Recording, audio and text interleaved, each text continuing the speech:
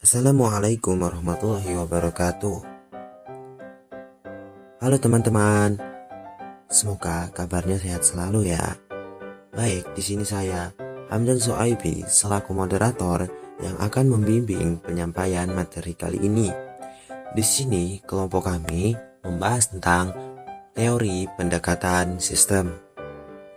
Adapun anggota kelompok kami, saya sendiri dengan nomor MPM 107. Dan yang selanjutnya Elsa Revi Ermila dengan nomor MPM 123. Dan yang terakhir Vera Nurfa dengan nomor MPM 208. Baik, untuk materi yang pertama, yaitu apa itu sistem dan apa itu pendekatan sistem. Menurut para ahli, sistem diartikan secara beragam. Menurut Ludwig von Bertalanffy, sistem adalah seperangkat unsur atau elemen yang saling terikat dalam suatu antar relasi di antara unsur-unsur tersebut dengan lingkungan. Anatol Raporot mengartikan sistem itu sebagai suatu kumpulan dari kesatuan dan perangkat hubungan antara satu sama lain. Sementara L. Atzkow mengartikan sistem sebagai satu kesatuan secara konseptual atau fisik yang terdiri dari sebagian dalam keadaan saling tergantung satu sama lain. Nah, berdasarkan beberapa pengertian di atas, dapat disimpulkan bahwa sistem merupakan sekumpulan unsur atau elemen yang saling terkait, memiliki ketergantungan, dan saling mempengaruhi dalam mencapai suatu tujuan. Jika simpulan arti sistem ini dikaitkan dengan pendidikan, maka bisa dirumuskan bahwa sistem pendidikan adalah semua komponen yang berkaitan secara terpadu dalam memberikan jaminan untuk penyelenggaraan pendidikan agar tujuan yang telah dirumuskan dapat tercapai dengan maksimal. Selanjutnya, apa itu sistem dan pendekatan sistem?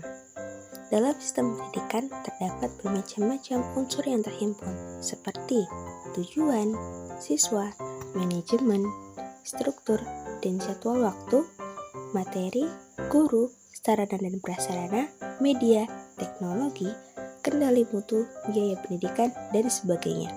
Semua unsur tersebut saling berkaitan dan mendukung antara satu dengan yang lain. Menurut Philip H. Copps, ada 12 komponen pokok dalam sistem pendidikan, yaitu yang pertama, tujuan dan prioritas. Fungsinya untuk mengarahkan kegiatan di dalam sistem. B. Anak didik atau anak didik. Fungsinya adalah belajar hingga mencapai tujuan pendidikan. C. Pengelolaan fungsinya adalah merencanakan, mengordinasikan, mengarahkan, dan menilai sistem. D. Struktur dan jadwal yang berfungsi untuk mengatur waktu dan mengelompokkan anak-anak berdasarkan tujuan tertentu. E. Isi atau kurikulum, fungsinya sebagai bahan yang harus dipelajari oleh anak didik. F.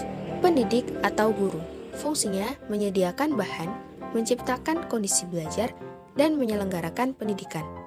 Selanjutnya, G. Sebagai alat bantu belajar, fungsinya untuk memungkinkan proses belajar mengajar agar menarik, lengkap, dan bervariasi. H. Fasilitas, berfungsi sebagai tempat terselenggaranya pendidikan. I. Teknologi, berfungsi untuk mempermudah atau memperlancar pendidikan. J. Pengawasan mutu, berfungsi membina peraturan-peraturan dan standar pendidikan.